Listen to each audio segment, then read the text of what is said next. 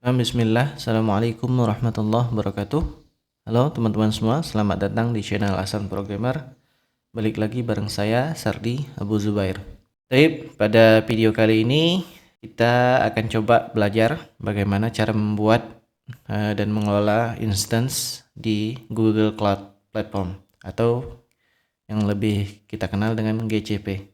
Disclaimer terlebih dahulu, untuk video tutorial kali ini dikhususkan untuk mula ya. Jika antum sudah expert jadi di GCP, mungkin antum bisa skip. Baik, sebelum mengikuti tutorial ini ada baiknya antum sudah memiliki akun GCP. Adapun jika antum belum memiliki akun GCP, antum bisa membuat terlebih dahulu. Nah, di sini saya juga menggunakan free creditnya dari GCP. Di situ GCP memberikan free trial selama 3 bulan ya. Untuk membuat akun GCP sendiri antum bisa menggunakan debit card ya. Nggak harus menggunakan kredit card. Karena kartu kredit kita tahu sendiri, kita sebagai muslim tidak boleh menggunakan kartu kredit tersebut karena mengandung unsur riba. Baik, langsung saja kita masuk ke bagian materi. Nah, di sini sebelum memulai membuat instance di GCP, ada beberapa hal yang perlu diketahui, yaitu instance itu sendiri apa, kemudian di cloud itu sendiri nanti ada istilah-istilah seperti BVC, kemudian subnet. Nah, mungkin ada istilah-istilah yang lainnya, akan tetapi yang sering kita dengar di cloud adalah istilah-istilah seperti tadi. Nah, mungkin kita masuk ke bagian apa itu instance. Nah, instance itu sendiri merupakan sebuah unit komputasi virtual yang berjalan di lingkungan cloud ya, yang dapat kita gunakan untuk menyimpan aplikasi, menjalankan aplikasi, menyimpan data, dan melakukan tugas-tugas komputasi pada umumnya. Sederhananya, instance ini adalah merupakan virtual machine ya yang dikasih oleh cloud ke kita. Akan tetapi di cloud sendiri itu pada umumnya dinamakan dengan instance. Nah, untuk yang selanjutnya yaitu VPC atau Virtual Private Cloud. Nah, VPC itu sendiri merupakan layanan yang berada di cloud yang memungkinkan kita untuk membuat jaringan virtual yang terisolasi di dalam infrastruktur cloud itu sendiri. Nah, di sini VPC ini tidak semua cloud ya yang menyediakan, terkhusus di cloud yang berada di Indonesia. Setelah saya lihat di sana tidak semua penyedia menyediakan fitur VPC ya. Nah, jika tidak ada fitur VPC ini, otomatis kita tidak bisa membuat banyak instan yang bisa langsung terhubung antar instance itu. Misalnya kita punya instance atau VM, misalnya kita punya 2 atau 3 VM. Nah, untuk masing-masing terhubung secara private itu kita tidak bisa secara langsung karena tidak tersedia fitur PVC ini ya. Nah, jika tidak tersedia, maka kita perlu config atau membuat jaringan secara manual, misalnya menggunakan site-to-site VPN. Nah, seperti itu. Nah, di sini mungkin bisa dilihat beberapa kelebihan VPC itu ya. Kita bisa mengelola jaringan, di situ kita bisa membuat subnetnya, subnetworknya. Kemudian dari segi security kita bisa mengatur firewallnya, ada firewall groupnya, di situ bisa kita atur. Kemudian tadi seperti yang dijelaskan sebelumnya yaitu VPC ini terisolasi. Kemudian untuk selanjutnya yang perlu antum ketahui yaitu mengenai subnet atau subnetwork.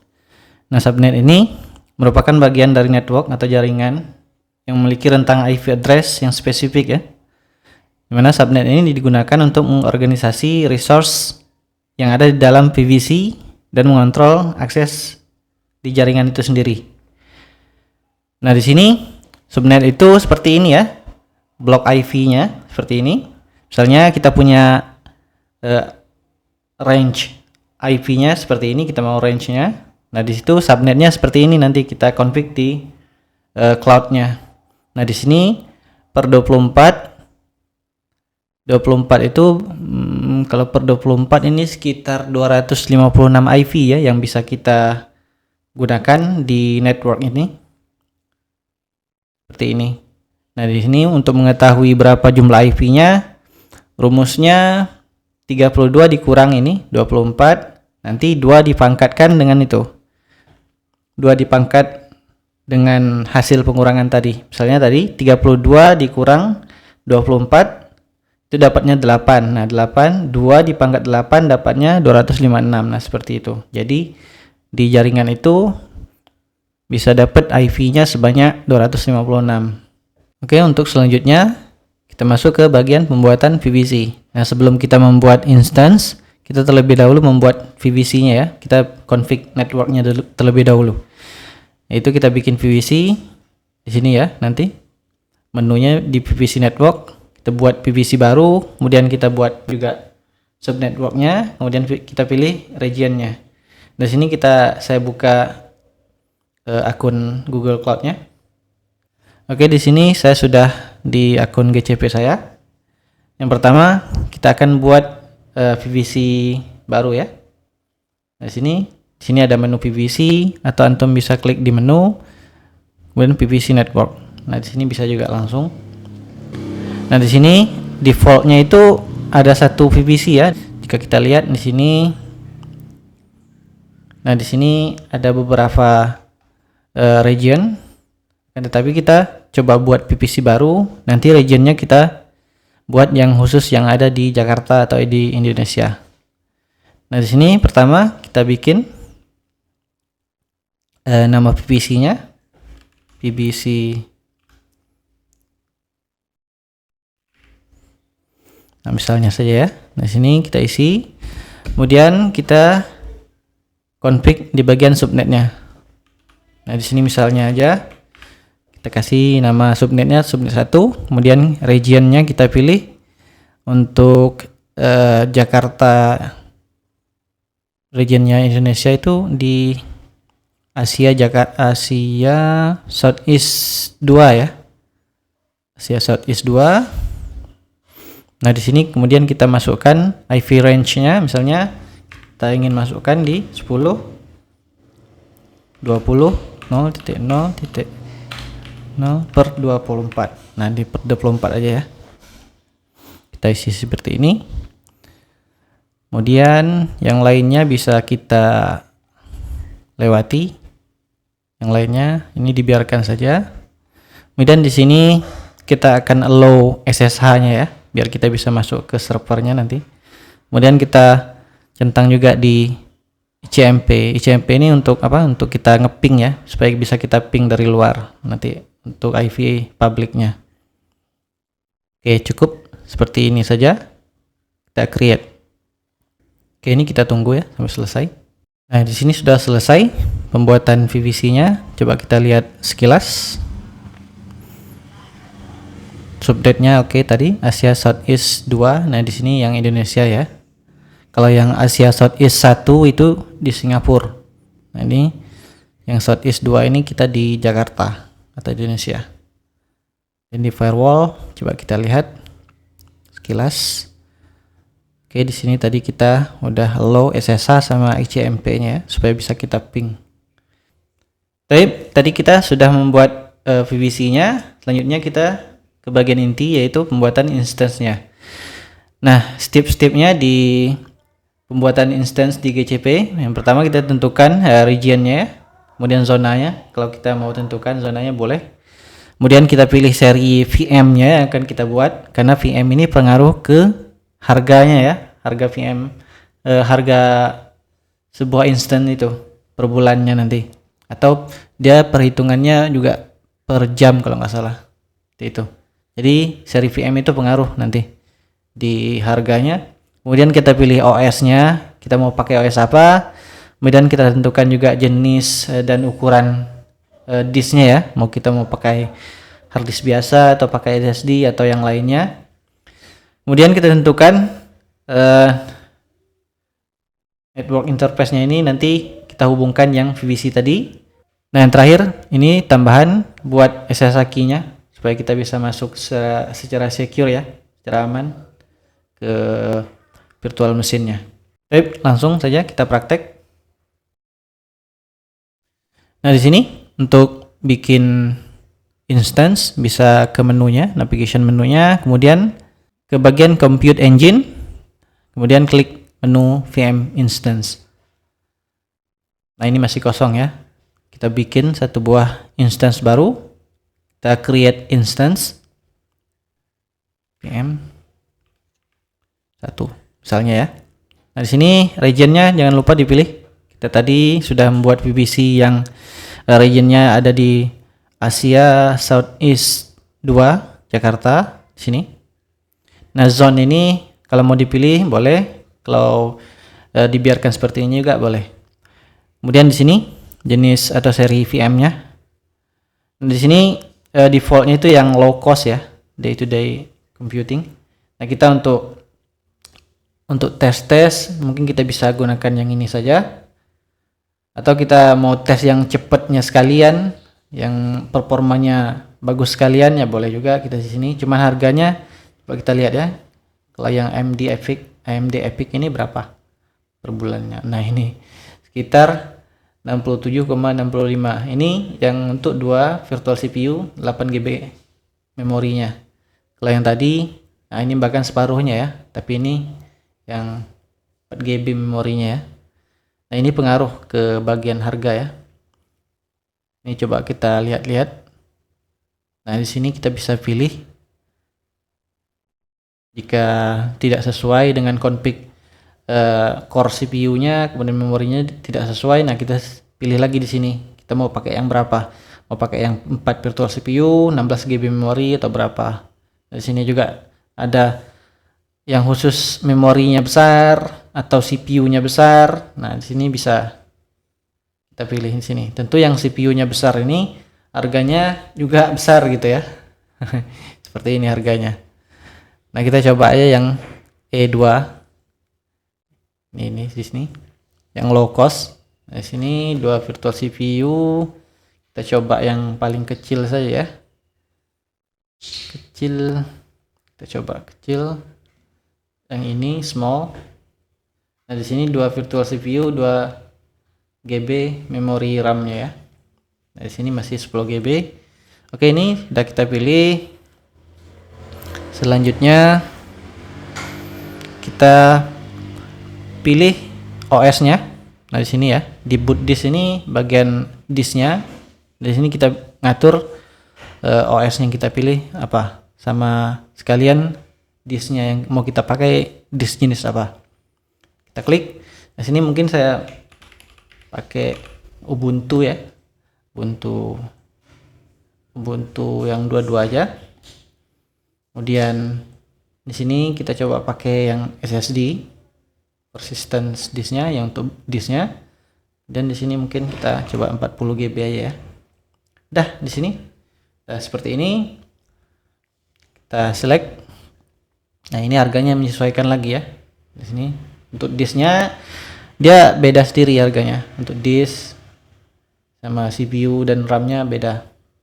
Karena memang sini enaknya cloud luar itu kita bisa adjust, sesuaikan dengan kebutuhan kita ya. Berapa disk memorinya, berapa GB penyimpanannya atau disknya.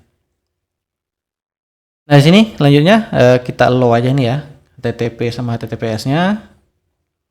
Kemudian di advance kita expand di bagian networking. Nah, di sini kita scroll ke bagian bawah. Nah, di sini network interface-nya tadi ya. Network interface tadi kita kan udah bikin satu buah PVC sendiri. Kita coba pilih PVC yang tadi.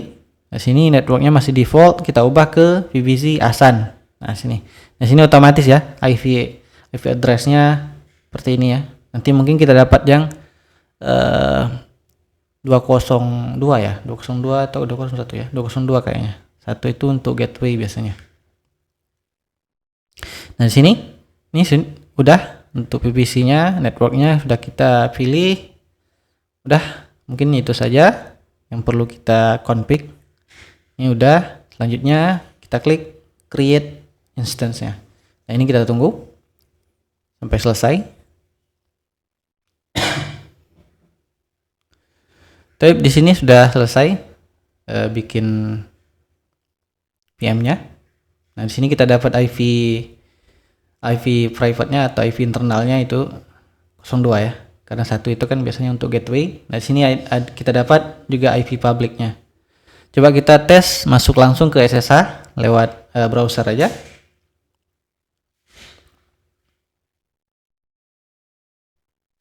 Ini authorize. Nah, di sini udah berhasil ya. Kita masuk ke servernya. Nah, di sini terlihat tadi disknya 40 GB dan RAM-nya. Nah, di sini ya, dua RAM-nya 2 GB, kemudian CPU-nya 2 core. Nah, di sini kita sudah selesai bikin instance.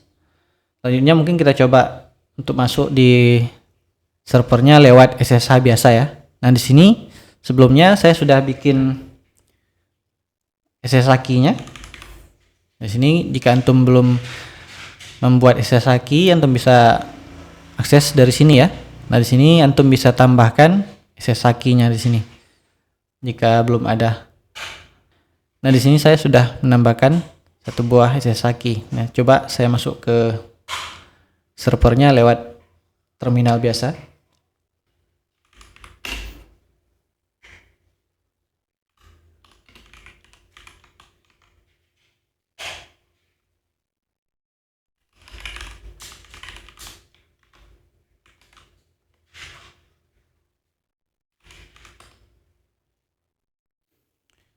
Nah, di sini saya sudah masuk ke servernya lewat SSH key saya ya, yang sudah saya daftarkan. Nah, di sini sama ya, VM1.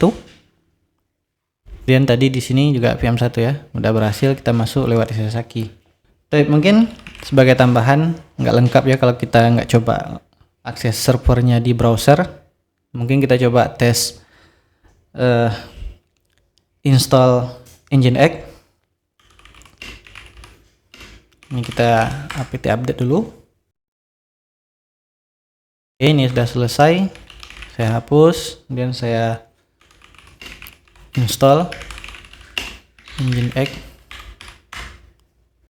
Oke, ini sudah. Coba kita lihat apakah Nginx-nya sudah berjalan.